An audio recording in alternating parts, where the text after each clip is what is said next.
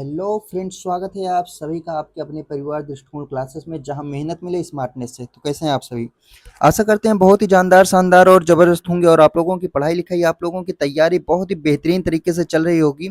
और इसी तैयारी को और भी बेहतर करने के लिए और आपका सिलेक्शन सुनिश्चित करने के लिए हम आप लोगों के सामने लेकर आ चुके हैं कंप्यूटर की क्लास, जो हम चर्चा कर रहे थे ईमेल पर, और आज है ईमेल का पार्ट नंबर 3।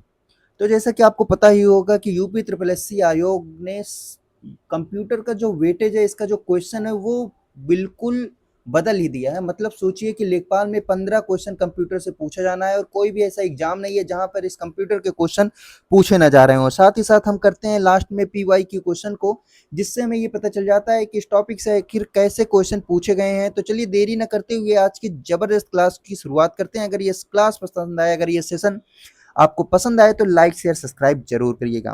तो चलिए, कल हम ईमेल के कुछ फीचर्स के बारे में बात किए थे, आज है उसका पार्ट 3। आगे चलते हैं।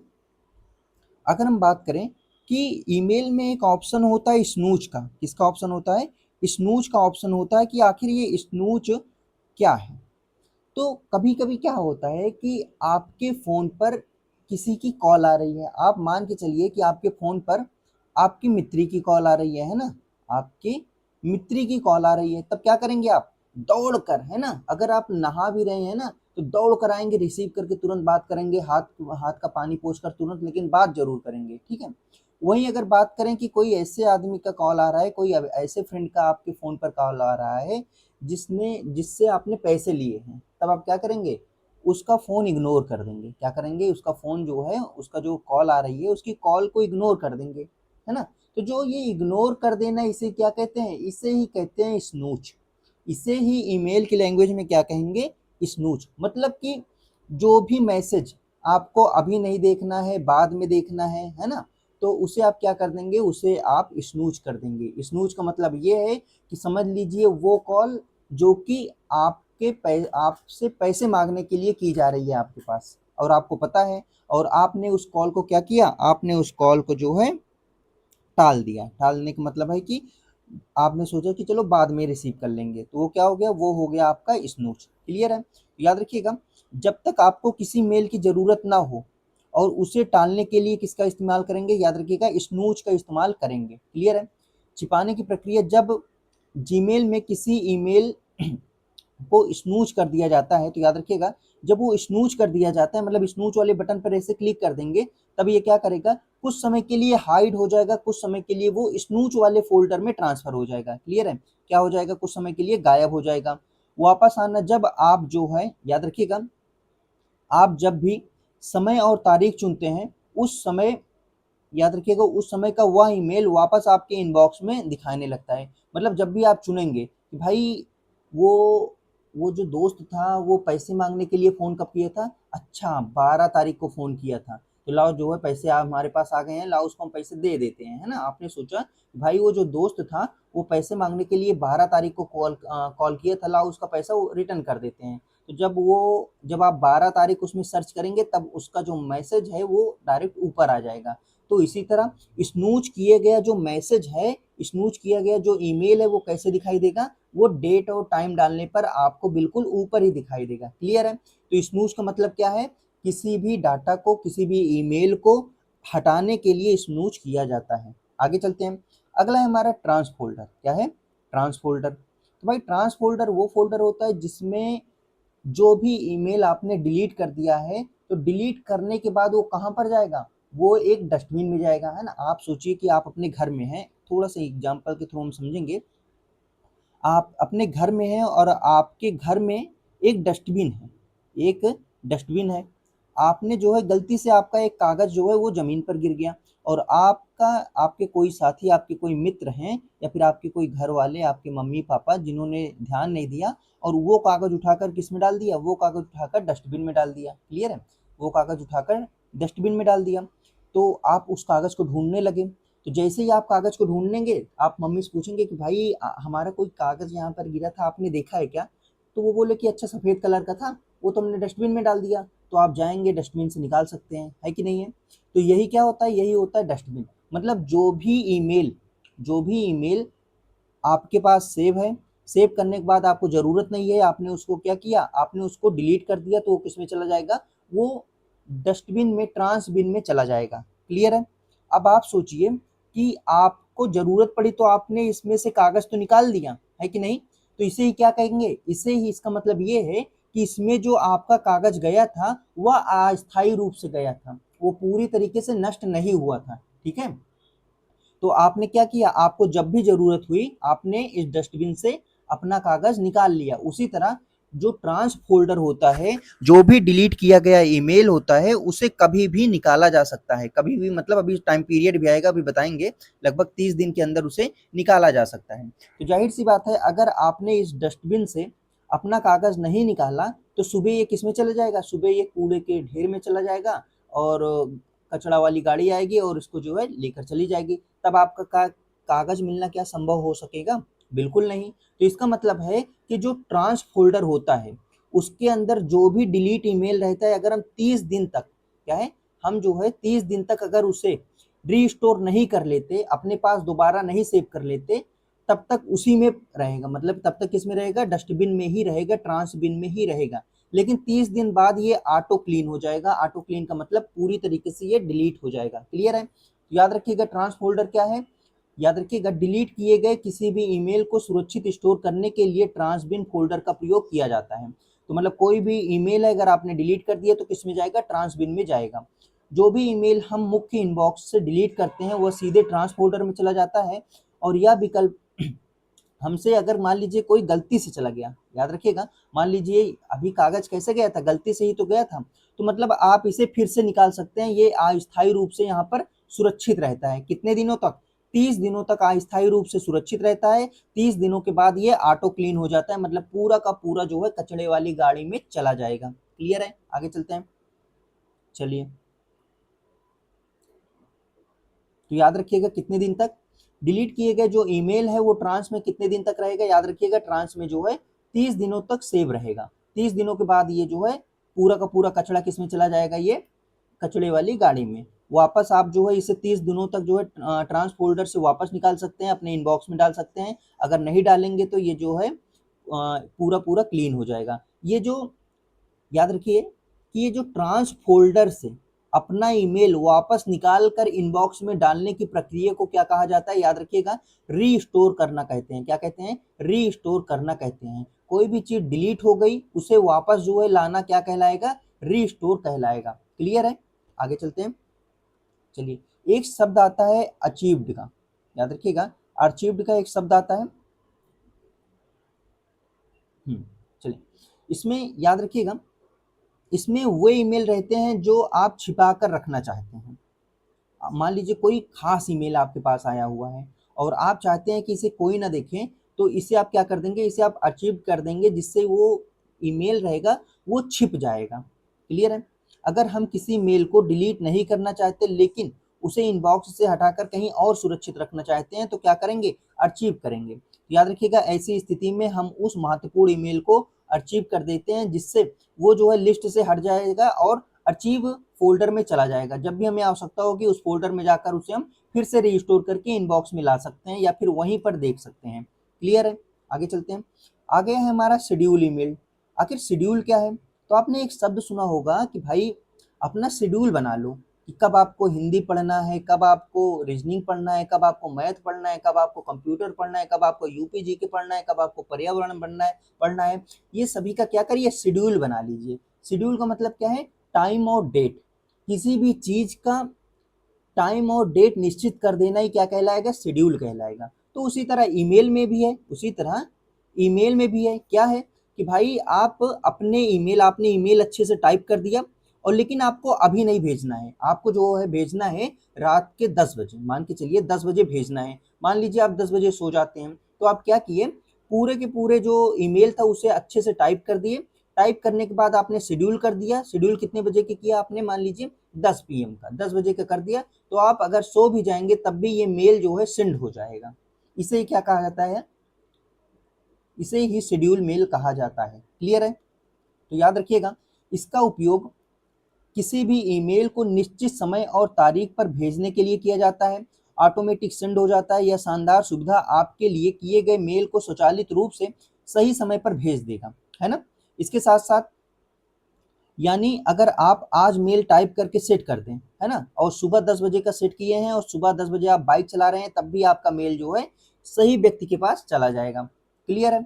अगला हमारा जो ऑप्शन होता है मेल में, वो होता है रिप्लाई का। तो याद रखिएगा कि रिप्लाई मतलब क्या होता है, जब आप कोई मेल प्राप्त करते हैं, है ना, उस मेल में आपको कहा गया कि कल सुबह सभी लोग ऑफिस में आइए 10 बजे। आप जो है 10 बजे सभी लोग ऑफिस में आइए, ठीक है। आपका मन नहीं है, आप छुट्टी पे लेना चाहते हैं, तो आप क्या करेंगे, उस पर रिप्लाई करेंगे उस मेल पर कि भाई हम कल नहीं आ सकते। तो इसे क्या कहेंगे, इसे ही रिप्लाई कहेंगे। तो याद रखिएगा इसमें आपके जवाब केवल उसी मेल के पास भेजने मतलब जो आपके पास मेल भेजा है उसी के पास जो है जवाब देना ही क्या कहलाएगा, रिप्लाई कहलाएगा। क्लियर है। यह व्यक्तिगत संचार के लिए अत्यंत उपयोगी है क्योंकि यह जवाब अन्य किसी व्यक्ति को नहीं दिखाई देता। जो आपके पास मेल भेजेगा, आप रिप्लाई जब करेंगे तो रिप्लाई भी उसी व्यक्ति के पास जाएगा जो आपके पास मेल भेजा रहेगा। क्लियर है। तो रिप्लाई करना मतलब कि मेल का आंसर देना, कोई भी ईमेल आया है उसका आंसर देना ही क्या कहलाएगा, रिप्लाई कहलाएगा। क्लियर है। चलिए, अब ये रिप्लाई आल क्या है, तो रिप्लाई रिप्लाई मतलब कि उत्तर देना, आल मतलब कि सभी का, सभी को। तो याद रखिएगा कि जब किसी ग्रुप में, किसी समूह में जो है रिप्लाई किया जाता है तो वो ग्रुप के सभी मेंबर के पास पहुंच जाएगा वो रिप्लाई। चलिए देखते हैं। इसका उपयोग तब किया जाता है जब आप एक ग्रुप, मतलब याद रखिएगा एक समूह में ईमेल का एक साथ जवाब देते हैं। मान के चलिए यहाँ पर आपका कोई ईमेल आया है ना, एक ग्रुप है, ये है ईमेल का एक ग्रुप, और यहाँ पर एक मेल आया है, यहाँ पर एक मेल आया है, और आपने क्या किया कि इस मेल का रिप्लाई दे दिया और रिप्लाई आल कर दिया। तो इस मेल का रिप्लाई जो है सभी के पास पहुंच जाएगा, सभी के पास क्या होगा, पहुंच जाएगा। याद रखिएगा आपका जवाब मूल ईमेल में शामिल सभी प्राप्तकर्ताओं के पास चला जाएगा। मतलब कि टू से सीसी, अभी आपको सीसी के बारे में बताएंगे कि आखिर ये सीसी क्या है, कार्बन कॉपी क्या है ना, ब्लाइंड कार्बन कॉपी क्या है, सभी चीज के बारे में अभी डिस्कस करेंगे। ठीक है। याद रखिएगा यह पूरी तरह से सुनिश्चित करता है कि सभी संबंधित लोग जो है आपके उत्तर को एक ही बार में देख सकें। तो क्लियर है, सभी के पास एक साथ जवाब देना क्या होता है, रिप्लाई आल। क्लियर है। चलिए अब हम फॉरवर्ड की बात करते हैं। तो क्या होता है, आपने वो रील देखा होगा कि जिसमें जिसमें बोलते हैं कि भैया ये थोड़ा सा हमारे फ़ोन देखो, हमारे व्हाट्सएप में कुछ गड़बड़ी हो रही है क्या, है ना। क्या बोलते हैं कि हमारे व्हाट्सएप में कुछ गड़बड़ी हो रही है क्या। बोले कि क्या हुआ भैया, गड़बड़ी कौन सी हो रही है। बोले कि यहाँ पर देखिए हमारी मित्री जो है हमारे पास मैसेज भेज रही है, लेकिन इसमें ये देखिए यहाँ पर हार्ट बना बना कर भेज रही है, लेकिन इसमें क्या लिखा है, इसमें फॉरवर्डेड मैसेज लिखा है ना। तो तुरंत बंदा समझ जाता है कि भाई फॉरवर्डेड मैसेज लिखा है, कि इसका मतलब ये मैसेज पहले किसी और के पास गया है फिर तुम्हारे पास आ रहा है ना।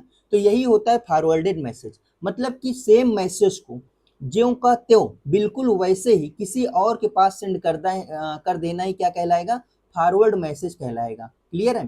जैसे व्हाट्सएप में आप किसी किसी का मैसेज किसी के पास भेज दो तो ऊपर फॉरवर्ड मैसेज लिख कर आ जाएगा, उसी तरह ईमेल में भी होता है कि अगर आप किसी मेल को किसी और के पास बिल्कुल सेम भेजेंगे तो क्या होगा, फॉरवर्ड मैसेज होगा। क्लियर है। चलिए, तो फॉरवर्ड करना क्या होता है, आपके पास आए हुए किसी मेल को ज्यों का त्यों किसी तीसरे व्यक्ति के पास आगे भेजना क्या कहलाएगा, फॉरवर्ड का प्रयोग कहलाएगा। आगे चलते हैं। अगर हम बात करें इसमें एडिटिंग की सुविधा भी होती है। अगर आप फॉरवर्ड करते समय आवश्यकता पड़ने पर याद रखिएगा जो मेन ईमेल है, मतलब जो मूल मेल है उसके टेक्स्ट को एडिट कर सकते हैं। याद रखिएगा इसके साथ साथ उसमें जो भी अटैच किया गया है, कोई मान लीजिए इमेज अटैच किया गया है या फिर कोई वीडियो अटैच किया गया है, कोई जो है पीडीएफ अटैच किया गया है ना, उस सभी को क्या कर सकते हैं, इरेज कर सकते हैं, एडिट कर सकते हैं कि भाई हमें ये इमेज नहीं भेजना है, बाकी वीडियो और पीडीएफ को भेजना है। तो ये क्या कर सकते हैं, आप इस अटैचमेंट को एडिट कर सकते हैं। तो क्लियर है। फॉरवर्ड करना मतलब कि कोई भी मेल को, कोई भी आपके पास जो मेल आया हुआ है उसे ज्यों का त्यों तीसरे व्यक्ति के पास भेजना ही फॉरवर्ड कहलाता है। और साथ ही साथ इसमें जो भी अटैच है उसे आप एडिट कर सकते हैं और मेल को भी एडिट कर सकते हैं। क्लियर है यहाँ तक। आगे चलते हैं। आगे है कंपोज्ड फाइल की। क्या है, कंपोज फाइल की। तो चलिए देखते हैं। कंपोज, जब हम कंपोज मतलब जब नया मैसेज पर क्लिक करते हैं, हमें कोई नया मेल लिखना है तो कंपोज पर क्लिक करते हैं तो स्क्रीन पर एक महत्वपूर्ण विकल्प आता है। महत्वपूर्ण विकल्प मतलब कि ये क्या है, ये है टू। आपने अपने बचपन में एक एप्लीकेशन लिखा होगा, आप इंग्लिश वाली मैडम जो है जबरदस्ती आपसे वो एप्लीकेशन जरूर लिखाई होंगी, है ना। तो आप सबसे पहले क्या लिखते हैं उसमें, टू, फिर उसके बाद द, है ना, टू द प्रिंसिपल, है ना, फिर उसके बाद अपने स्कूल का नाम, फिर बाकी मैडम या सर, फिर आगे लिखते हैं। टू का मतलब क्या है, टू का मतलब ये है कि आप जहां पर भेज रहे हैं, है ना, मतलब जिसके पास भेज रहे हैं उसके मेल का पता, वही क्या होता है, टू। मतलब यहाँ पर लिखना तो बहुत ही ज़रूरी है यहाँ पर, क्यों? क्योंकि आप इस मेल को किसके पास भेज रहे हैं ये पता तो चलना चाहिए, है कि नहीं है? तो ये टू जो है लिखना बहुत ही अनिवार्य होता है। कभी भी नया ईमेल लिखते समय सबसे अनिवार्य जो बॉक्स होता है वो कौन सा बॉक्स होता है? वो टू का बॉक्स होता है, जिसमें ईमेल एड्रेस, मतलब जिसके पास भेज रहे हैं उसका ईमेल एड्रेस डालना बहुत ही ज़रूरी होता है। क्लियर है? तो याद रखिएगा, इसमें उस व्यक्ति का ईमेल एड्रेस ईमेल एड्रेस डाला जाता है जिसे मुख्य रूप से मेल भेजा जाता है। क्लियर है? अगर हम बात करें, यह ईमेल का सबसे जरूरी हिस्सा होता है, इसे किसी भी हालत में छोड़ा नहीं जा सकता। आप सोचिए कि अगर वहां पर एड्रेस ही ना लिखें, आप कोई लेटर लिख रहे हैं और लेटर लिखने के बाद आपने तो लिख दिया कि भाई हम भेज रहे हैं फ्रॉम जिला प्रतापगढ़ और पूरा यूपी, सब कुछ लिख दिए, लेकिन किसके पास भेज रहे हैं अगर आपने ये नहीं लिखा तो लेटर कहाँ जाएगा? लेटर कहीं नहीं जा पाएगा। तो ये जो है ये जो बॉक्स है ये बहुत ही इंपॉर्टेंट होता है, टू वाले बॉक्स, है ना। आगे चलते हैं। आगे आगे है हमारा कार्बन कॉपी। क्या है आगे? हमारा कार्बन कॉपी। तो याद रखिएगा, कार्बन कॉपी क्या है? जब एक मेल को, किसी एक ईमेल को कॉपी बनाकर बहुत लोगों के पास भेजा जाए, है ना, और सभी लोग ये देख सकें कि भाई, यहाँ पर समझेंगे, मान लीजिए कि आपका कोई बॉस है, प्राइवेट में आपका कोई बॉस है ना, प्राइवेट कंपनी में आप वर्क कर रहे हैं और आपका कोई बॉस है ना। बॉस ने जो है एक मेल लिखा, बॉस ने एक मेल लिखा और उसे जो है कार्बन कॉपी करके सभी के पास भेज दिया। किसके पास? सबकी, पूरे एम्प्लॉय के पास, ऑफिस में जितने भी एम्प्लॉय हैं सभी के पास भेज दिया गया, है ना। और सभी क्या हुआ, सभी देख रहे हैं कि भाई ये ईमेल राम को भी भेजा गया है, ये ईमेल श्याम को भी भेजा गया है, ये ईमेल जो है राकेश के पास भी भेजा गया है, ये ईमेल जो है रोहित के पास भी भेजा गया है। सब क्या कर रहे हैं? सब देख रहे हैं कि भाई ये ईमेल सभी के पास भेजा गया है। श्याम देख रहे हैं भैया राम के पास भेजा गया है, रोहन के पास भेजा गया है, रोहित के पास भेजा गया है। ऐसे राम भी देख रहे हैं भैया श्याम के पास भेजा गया है, राम के पास भेजा गया है। और सब मिलकर जो है देख रहे हैं कि भाई ये ईमेल कौन भेजा है? ये ईमेल बॉस ने भेजा है। क्लियर है? तब ये क्या कहलाएगा? तब ये कहलाएगा कार्बन कॉपी। क्लियर है? मतलब कि जब सभी देख सकें कि ये ईमेल किसके किसके पास भेजा गया है और कौन भेजा है, तब क्या कहलाएगा? तब कहलाएगा कार्बन कॉपी। याद रखिएगा, तब क्या कहलाएगा? Carbon copy email. क्लियर है? तो याद रखिएगा, कार्बन कॉपी ईमेल, इसमें डाले गए जो मेल है वो लोगों को मेल की कॉपी मिलेगी और सभी क्या करेंगे? देख सकेंगे कि ये मेल किसके पास भेजा गया है और कौन भेजा है। क्लियर है?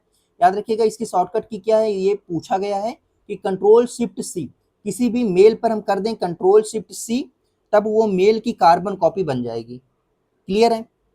अगला क्या है?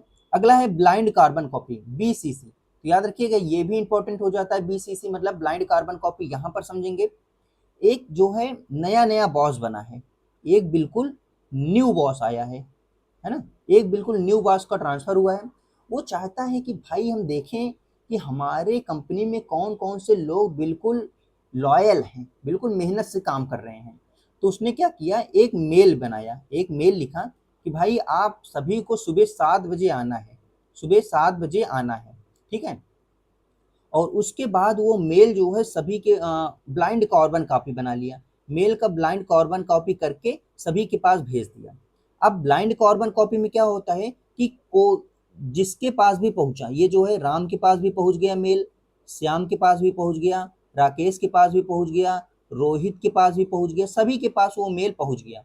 लेकिन लेकिन कोई भी व्यक्ति ये नहीं देख पा रहा है कि ये मेल किसके किसके पास पहुंचा है ना। राम नहीं देख पा रहे हैं कि भाई श्याम के पास पहुंचा है, श्याम नहीं देख पा रहे हैं कि रोहित के पास पहुंचा है, श्याम नहीं देख पा रहे हैं राम के पास पहुंचा है, मतलब कोई देख ही नहीं पा रहा है कि ये मेल किसके किसके पास भेजा गया है।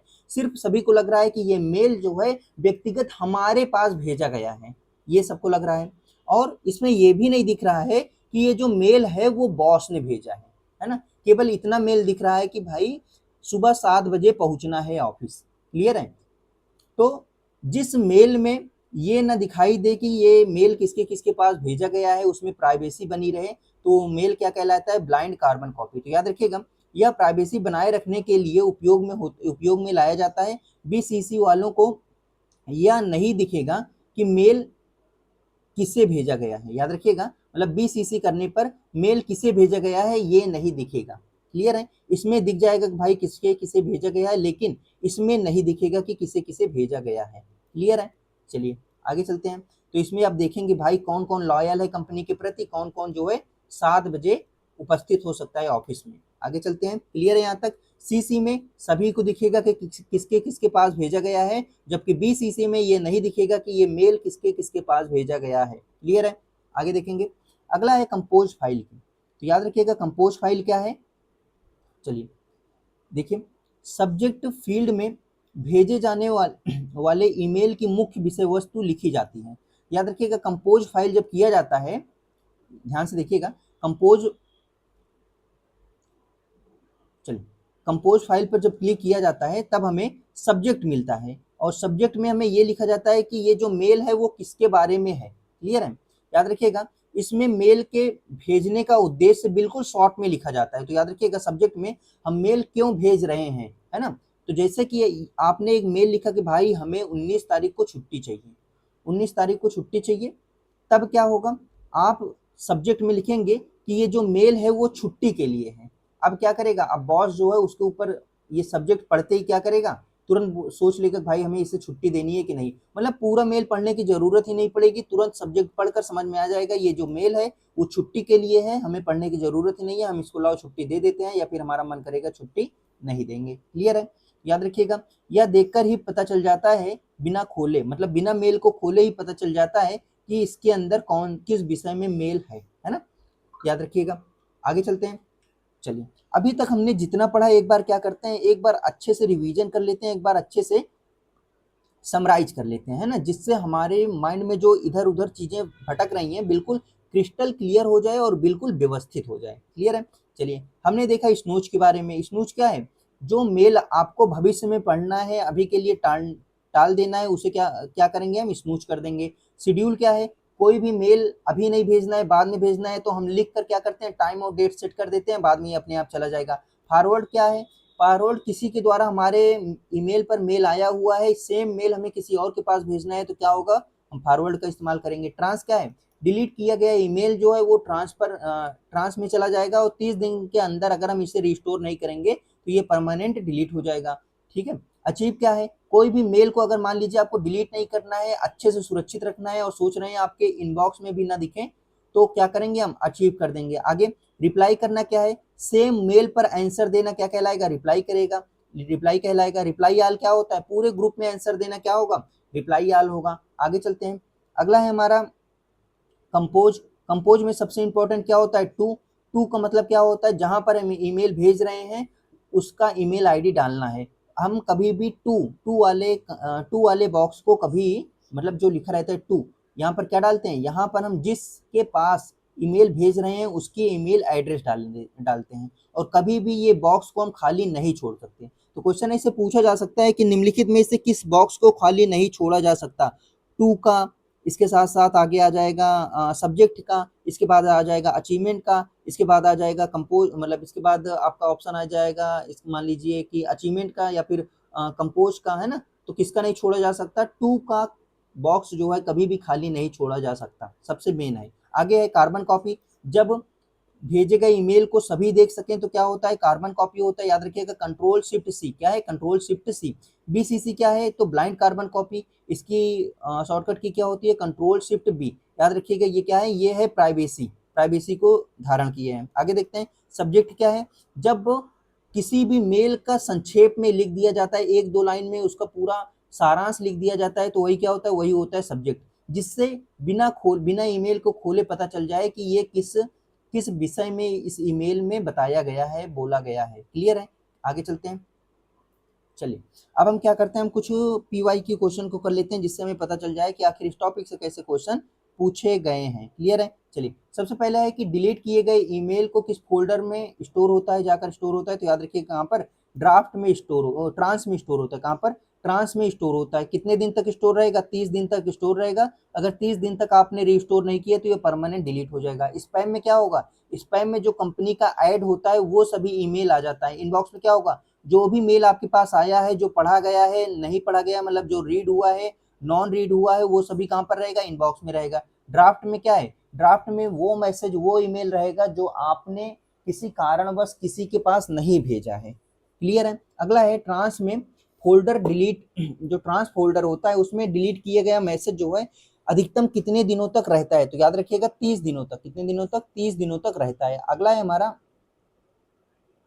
चलिए अगला क्वेश्चन है कि यदि आप किसी ईमेल को इनबॉक्स से हटाना चाहते हैं लेकिन उसे डिलीट नहीं करना चाहते तो आप किस विकल्प का चुनेंगे? तो याद रखिएगा हम किसका चुनाव करेंगे? तो याद रखिएगा हम आर्चीव को चुनेंगे। किसको हम चुनेंगे? कहाँ गया? ये रहा, आर्चीव को चुनेंगे। याद रखिएगा यहाँ पर क्या होगा? आपका मेल सुरक्षित रख उठेगा लेकिन डिलीट नहीं होगा। जब भी आपको आवश्यकता होगी आप इसे रिस्टोर कर सकते हैं या आर्चीव के फोल्डर में जाकर देख सकते हैं। स्नूज क्या है? अभी वर्तमान में आप हटाना चाहते हैं ताकि इनबॉक्स में ना दिखे, तो उसके लिए हम स्नूज का इस्तेमाल करते हैं। स्पैम क्या है? जो भी कंपनी के ऐड वगैरह आते हैं वो स्पैम मेल होते हैं। ट्रांस मेल क्या है? जो भी हम डिलीट करते हैं वो ट्रांस मेल के अंतर्गत आ जाता है। लेकिन 30 दिनों के अंदर अगर आप इस ट्रांस मेल से अपना ईमेल को रीस्टोर नहीं करेंगे तब इसके बाद क्या हो जाएगा? डिलीट हो जाएगा। तो याद रखिएगा ट्रांस मेल में 30 दिनों तक ईमेल सेव रहता है। आगे चलते हैं। अगला है हमारा, जीमेल में स्नूज फीचर्स का मुख्य उद्देश्य क्या है? याद रखिएगा मेल को हमेशा के लिए डिलीट करना नहीं।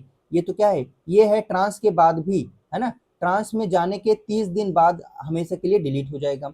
मेल को कुछ समय के लिए इनबॉक्स से छिपा कर और तय समय पर वापस लाना। तो याद रखिएगा यही है, क्या है? यही होगा।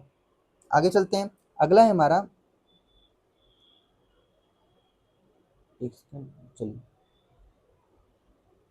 अगला है हमारा कि किसी विशिष्ट समय और तारीख में, मतलब स्वचालित रूप से अगर किसी के पास ईमेल भेजना है तो क्या करेंगे? हम मेल को शेड्यूल कर देंगे। मेल को क्या करेंगे? शेड्यूल कर देंगे। इसके साथ साथ ड्राफ्ट में कौन सा मेल रहेगा? जो आपने टाइप तो कर दिया है लेकिन अभी तक सेंड नहीं किया है। प्राप्त हुई ईमेल का केवल प्रेषक, मतलब जो सेंडर है, सेंडर को जवाब देने के लिए किस विकल्प का उपयोग करेंगे? तो क्या करेंगे? फॉरवर्ड मतलब क्या होता है? फॉरवर्ड मतलब होता है सेम मैसेज को, हमारे पास यहाँ से एक मैसेज आया है, ईमेल आया है यहाँ से, है ना, एक मेल यहाँ से आया है हमारे पास 2 नंबर, और हमें किसी तीसरे के पास भेजना है तो हम क्या करेंगे? हम करेंगे, कहाँ गया? फॉरवर्ड। क्या हुआ कि प्राप्त किए गए ईमेल को केवल प्रेषक को भेजना है ना। तो याद रखिएगा इसमें हम क्या करेंगे? इसमें हम करेंगे रिप्लाई। ये एक सेकेंड, हाँ, अगर हमें, हमारे पास कहीं से मैसेज आया है और इसे जो है हमें किसी तीसरे के पास भेजना है तो याद रखिएगा तब हम क्या करेंगे? तब हम करेंगे फॉरवर्ड। तब क्या करेंगे? फॉरवर्ड। लेकिन कह रहा है कि केवल जहां से आपके पास मेल आया है उसी को जवाब देना है, तब क्या करेंगे? रिप्लाई करेंगे। ग्रुप में अगर हमें सोचना है कि जितने भी ग्रुप में लोग हैं सभी को हमारा जवाब मिल जाए, हमें हमारा रिप्लाई मिल जाए, तो हम क्या करेंगे? तब हम रिप्लाई आल का इस्तेमाल करेंगे। क्लियर है? आगे चलते हैं। तो रिप्लाई का जो सिंबल होता है ये ऐसे होता है। आगे चलते हैं। अगला हमारा क्वेश्चन है, चलिए, कि जब आप प्राप्त हुए ईमेल का जवाब प्रेषक के साथ साथ उन सभी लोगों को देना चाहते हैं जिन्हें वह मेल भेजा गया है तो भाई सबको देने के लिए क्या करेंगे? रिप्लाई आल करेंगे, है ना। फॉरवर्ड क्या है? जब किसी तीसरे के पास कोई मेल भेजा जाए। कार्बन कॉपी क्या है? जब कार्बन कॉपी की जाए, है ना, लेकिन सभी को दिखाई दे कि ये जो मेल है वो सभी के पास भेजा गया है ना। अगला कौन सा है? ब्लाइंड कार्बन कॉपी क्या है? कि मेल ये ना दिखाई दे कि जो है किसके किसके पास भेजा गया है। मतलब इसमें क्या होता है? इसमें नहीं दिखाई देता कि ये मेल राम के पास भेजा गया है, श्याम के पास, गीता के पास, किसके किसके पास भेजा गया है, इसमें नहीं दिखाई देता ब्लाइंड कार्बन कॉपी में। ईमेल में सीसी का पूर्ण रूप क्या है? तो याद रखिएगा पूर्ण रूप क्या है? Carbon copy. क्या है? कार्बन कॉपी है। आगे चलते हैं। अगला है हमारा, अगला हमारा ईमेल में बीसीसी का पूर्ण रूप क्या है? तो ब्लाइंड कार्बन कॉपी। क्या है? Blind carbon copy. आगे चलते हैं। अगला है हमारा, किसी प्राप्त ईमेल को ज्यों का त्यों किसी अन्य व्यक्ति के पास भेजने का जो विकल्प होता है, कौन से विकल्प का प्रयोग करते हैं? तो फॉरवर्ड। मतलब सेम मैसेज हमारे पास आया हुआ है, हमारे पास आ गया है यहाँ पर, है ना, और यही हम दूसरे के तीसरे व्यक्ति के पास भेजना चाहते हैं तो क्या होगा? किसका इस्तेमाल करेंगे? फॉरवर्ड का। रिप्लाई क्या है? मान लीजिए राम ने हमारे पास मेल किया है और हम जो है राम को ही क्या करेंगे? जवाब देना चाहते हैं। हम जो है यहाँ पर, हम जो है राम को ही जवाब देना चाहते हैं तो किसका इस्तेमाल करेंगे, रिप्लाई का। ड्राफ्ट क्या है, हम कोई भी मैसेज टाइप कर दिए हैं लेकिन सेंड नहीं किए हैं तो क्या कहाँ पर रहेगा, ड्राफ्ट में रहेगा। आगे चलते हैं, चलिए अगला है हमारा कि ईमेल भेजते समय टू फील्ड का क्या उपयोग होता है। तो भाई टू फील्ड का उपयोग जो प्राप्तकर्ता होते हैं, या यहाँ से देखते हैं कि मेल का विषय लिखना। तो भाई विषय किसमें लिखा जाता है, विषय जो है सब्जेक्ट, सब्जेक्ट में लिखा जाता है, याद रखिएगा। अगला है हमारा ऑप्शन कि प्राप्तकर्ता का ईमेल एड्रेस डालने के लिए होता है। बिल्कुल, जहां पर हम ईमेल भेज रहे हैं उनका ईमेल एड्रेस किस में डालेंगे, टू में डालेंगे। क्लियर है, फाइल अटैच करने के लिए नहीं होता, पासवर्ड डालने के लिए नहीं होता। अगला है कि ईमेल में किस फील्ड को ईमेल भेजते समय खाली नहीं छोड़ा जाता। भाई किस फील्ड को खाली नहीं छोड़ा जा सकता, आप सीसी वगैरह तो कोई बात ही नहीं है ना, सब्जेक्ट भी खाली छोड़ सकते हैं, लेकिन ये नहीं छोड़ सकते कि ये मेल किसके पास भेजा जा रहा है, मतलब टू वाले ऑप्शन को खाली नहीं छोड़ा जा सकता। क्लियर है, देखिए पूछा हुआ क्वेश्चन है, आपके एसएससी जीडी में पूछा गया है। अगला है हमारा कि सीसी, सीसी मतलब कि फील्ड में रखे गए प्राप्तकर्ताओं के बारे में कौन सा कथन सही है, मतलब जो कार्बन कॉपी है इसके बारे में कौन सा कथन सही है। पहला ऑप्शन है हमारा कि वे या नहीं देख सकते कि मेल किसके पास भेजा गया है। बिल्कुल नहीं, ये किसमें होता है, ये तो बीसीसी में होता है, ये ऑप्शन गलत है। अगला, वे केवल प्रेषक का नाम देख सकते हैं। बिल्कुल नहीं, वे क्या क्या देख सकते हैं, जिसके जिसके पास भेजा गया है मेल उन सभी का नाम देख सकते हैं। आगे, वे यह देख सकते हैं कि ये मेल की कॉपी और किस किस के पास भेजी गई है। बिल्कुल क्लियर है। आगे, उन्हें मेल बिना विषय के प्राप्त होता है, नहीं, बिना विषय के नहीं। आगे, बीसीसी फील्ड का उपयोग मुख्य रूप से क्यों किया जाता है, याद रखिएगा। मेल को तेजी से भेजने के लिए, बिल्कुल नहीं। मेल में बड़ी फाइल जोड़ने के लिए, नहीं, वो तो अचीव अचीव मतलब उसमें अटैच किया जाता है। आगे, जो प्राप्तकर्ताओं की पहचान एक दूसरे से छिपाने के लिए, बिल्कुल। जो बीसीसी है, बीसीसी का पूर्ण रूप क्या है, ब्लाइंड कार्बन कॉपी। तो याद रखिएगा ब्लाइंड कार्बन कॉपी का उपयोग किस लिए किया जाता है, प्राप्तकर्ताओं को छिपाने के लिए। आगे चलते हैं, अगला है हमारा कि भेजने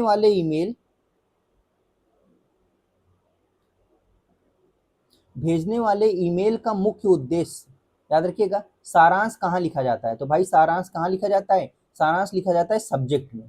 टू में क्या लिखा जाता है, प्राप्तकर्ता का ईमेल एड्रेस लिखा जाता है। क्या लिखा जाता है, ईमेल एड्रेस लिखा जाता है। क्लियर है। सीसी क्या है, सीसी का मतलब है कार्बन कॉपी। कार्बन कॉपी क्या है कि जब कोई मेल भेजा गया है और उसमें जो है ये पता चल जाए कि ईमेल किसके किसके पास ये भेजा गया है, तब क्या होगा, तब सीसी का इस्तेमाल किया जाएगा, कार्बन कॉपी का इस्तेमाल किया जाएगा। ईमेल को फॉरवर्ड करते समय क्या हम मूल संदेश में कोई बदलाव एडिट कर सकते हैं। तो बिल्कुल, हम क्या ईमेल को फॉरवर्ड करते समय कुछ भी बदलाव कर सकते हैं। हाँ, हम संदेश को एडिट कर सकते हैं, कुछ भी अटैच है उसे और भी अटैच कर सकते हैं, कोई भी वीडियो, कोई भी पीडीएफ है ना, कोई भी पीडीएफ, कोई भी जो है इमेज है उसे हम अटैच कर सकते हैं, डी अटैच कर सकते हैं। क्लियर है। आगे चलते हैं, अगला है हमारा कि सीसी मतलब कार्बन कॉपी जोड़ने के लिए कीबोर्ड के कौन से शॉर्टकट का इस्तेमाल किया जाता है। तो याद रखिएगा कंट्रोल शिफ्ट सी, किसका, control shift C. Blind carbon copy के लिए किसका इस्तेमाल किया जाता है, तो याद रखिएगा ब्लाइंड कार्बन कॉपी के लिए कंट्रोल शिफ्ट बी, बी से हो गया ब्लाइंड, सी से हो गया कार्बन कॉपी। अगला है हमारा कि अगर हम किसी मेल को, अगला है हमारा कि अगर हम किसी मेल को अर्चीव कर देते हैं तो वह कहाँ चला जाएगा। तो याद रखिएगा वो जो है इनबॉक्स में छिप जाएगा, याद रखिएगा इनबॉक्स से हट जाएगा और कहाँ पर चला जाएगा, वो जो है याद रखिएगा ऑल मेल में चला जाएगा, ऑल मेल फोल्डर में चला जाएगा। ये लाइन याद रखिएगा, अगर हम किसी भी मेल को अर्चीव कर देते हैं तो वो ऑल मेल फोल्डर में चला जाएगा। स्पैम फोल्डर में कौन सा मेल जाएगा, जो हमारा कंपनी का ऐड वगैरह रहेगा, अनचाहा मेल रहेगा, वो चला जाएगा। डिलीट फोल्डर में कौन सा जाएगा, जो भी ईमेल जो है, ईमेल हम डिलीट कर देंगे वो इसमें चला जाएगा। क्लियर है। आगे है कि किसी ईमेल के साथ आए अटैचमेंट को अन्य व्यक्ति के पास फॉरवर्ड करते समय किया जा सकता है। तो भाई अटैचमेंट को रिमूव किया जा सकता है, नया अटैचमेंट जोड़ा जा सकता है। बिल्कुल, अटैचमेंट को रिमूव किया जा सकता है। अटैचमेंट का मतलब क्या है कि मान लीजिए आपके पास कोई ईमेल आया हुआ है जिसमें लिखा है भैया आपको इस दिन आना है ना, उसके साथ साथ वहाँ का एड्रेस लिखा हुआ है ना, वहाँ का लोकेशन की इमेज है, बिल्डिंग की इमेज है, बिल्डिंग की वीडियो है ना, और एक फाइल दिया गया है, एक पीडीएफ जो है, पीडीएफ फाइल भी दिया गया है कि भाई इसे पढ़ लेना, यही सब याद करके आना है ताकि आप अच्छे से बोल सकें। तो इन सभी को क्या किया जा सकता है, आपको ये मेल जो है और किसी के पास भेजना है तो आप भेजने के लिए और भी चीज़ इसमें अटैच कर सकते हैं।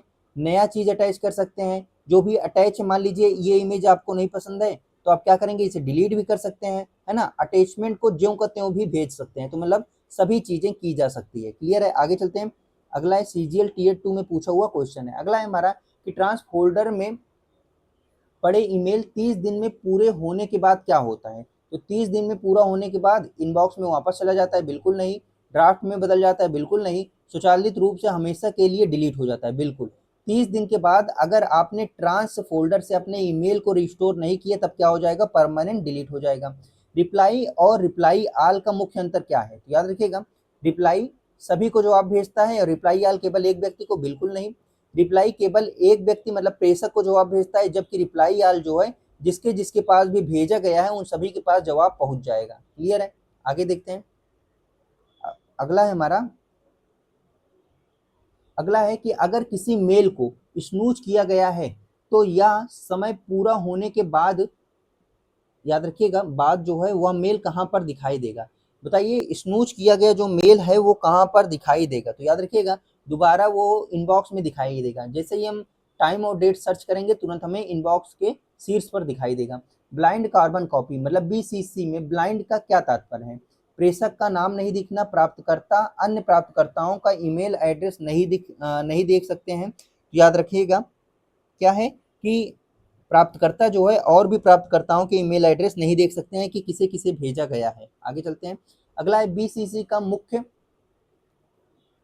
चलिए अगला क्वेश्चन है हमारा कि बीसीसी का उपयोग सामान्यतः सबसे अधिक कब होता है। तो याद रखिएगा जब एक मेल बहुत सारे लोगों के पास भेजना है और उनकी प्राइवेसी को भी ध्यान में रखना है। आगे देखते हैं। अगला है ट्रांस मेल जो है ट्रांस फोल्डर का अन्य किस मेल से भेजा जाता है, मतलब जो ट्रांस फोल्डर को अन्य किस नाम से जाना जाता है। तो ट्रांस फोल्डर को अन्य किस नाम से जाना जाता है, तो याद रखिएगा हम जानते हैं बिन नाम से, रिसाइकिल बिन। हम और किस नाम से जानते हैं, बिन नाम से जानते हैं। जंक में क्या होता है, जंक में जो हमारा कंपनी का ऐड है और अनचाहा मेल है वो आता है। ड्राफ्ट में क्या होता है, जो मेल हमने टाइप कर दिया है लेकिन सेंड नहीं किया है वो आता है ड्राफ्ट में। स्पैम में क्या आता है, याद रखिएगा स्पैम जंक एक ही जैसा है। आगे चलते हैं। अगला है हमारा लास्ट क्वेश्चन, लास्ट दो क्वेश्चन, कि यदि गलती से कोई मेल डिलीट हो जाता है उसे वापस लाने के लिए मतलब रिस्टोर करने के लिए किस फोल्डर में जाना पड़ता है, तो याद रखिएगा ट्रांस फोल्डर में जाना पड़ता है। स्पैम में क्या आता है, जो भी ऐड और अनचाहा मेल है वो आता है। क्लियर है, आगे सेंड आइटम में अब तक जो भी चीजें आपने सेंड की है वो कहाँ पर रहेगा, वो सेंड आइटम में रहेगा। शेड्यूल मेल के लिए हमें मुख्य रूप से क्या सेट करना होता है, तो क्या सेट करना होता है, केवल विषय, केवल प्राप्तकर्ता का नाम, केवल पासवर्ड, नहीं भेजने की तिथि और समय सेट करना होता है। तो आज का जो हमारा सेशन था वो यहीं तक था। आशा करते हैं ये सेशन आपको बेहद पसंद आया होगा। अगर ये सेशन पसंद आया हो तो लाइक शेयर सब्सक्राइब जरूर करिएगा। इसी के साथ इसका जो प्लेलिस्ट का लिंक है, आज जो हमारी ये क्लास है लगभग 20-21 क्लास है और एक दिन बाद हम पूरा मेल को कंप्लीट कर रहे होंगे और इसके बाद हम बहुत से नए चैप्टर को देखेंगे जहां से डायरेक्ट क्वेश्चन आपके एग्जाम में, आपके लेखपाल एग्जाम में आपको देखने को मिलेगा। और साथ ही साथ अगर ये सेशन पसंद आए तो लाइक शेयर सब्सक्राइब जरूर करिएगा और हाँ अपने मित्र के पास इसे शेयर जरूर करिएगा और हाँ कमेंट जरूर करिएगा कि ये सेशन आपको कैसा लगा और क्या चीजें बदलाव की जा सकती है आप लोगों के लिए और क्या भी चीजें बेहतर की जा सकती है। साथ ही साथ इसका जो प्लेलिस्ट का लिंक है आपको नीचे डिस्क्रिप्शन बॉक्स में मिल जाएगा और नहीं भी मिलेगा तो आप होम पेज पे जाइएगा, होम के बाद आप प्लेलिस्ट पे मतलब आप चैनल पे जाइएगा, चैनल पे जाने के बाद आप कहाँ पर जाइए, याद रखिएगा आप जो है प्लेलिस्ट में जाइएगा, वहाँ पर कंप्यूटर के प्लेलिस्ट है। अगर जो भी वीडियो आप नहीं देखे हैं, जो भी क्लास नहीं लिए हैं उसे कंप्लीट कर लीजिए। साथ ही साथ इसका जो पीडीएफ है वो आपको टेलीग्राम ग्रुप पर मिल जाएगा। टेलीग्राम ग्रुप का लिंक आपको नीचे डिस्क्रिप्शन बॉक्स में मिल जाएगा। तो चलिए आज का सेशन आपको बेहद पसंद आया होगा। अगर पसंद आया हो तो लाइक शेयर सब्सक्राइब जरूर करिएगा। Thank you for watching. और हाँ हमारे और भी सेशन से जुड़ना बिल्कुल मत भूलिएगा, जो कि आप इसके बाद आपका चलता है कौन सा सेशन है, पर्यावरण का सेशन है, पर्यावरण आपदा प्रबंधन। आपके लेखपाल में 10 क्वेश्चन पूछा जाएगा वहां से, तो उस सेशन को अटेंड करना बिल्कुल मत भूलिएगा। तो हंसते रहिए, मुस्कुराते रहिए, अपना ख्याल रखिए, अपने माँ बाप का ख्याल रखिए। Thank you for watching.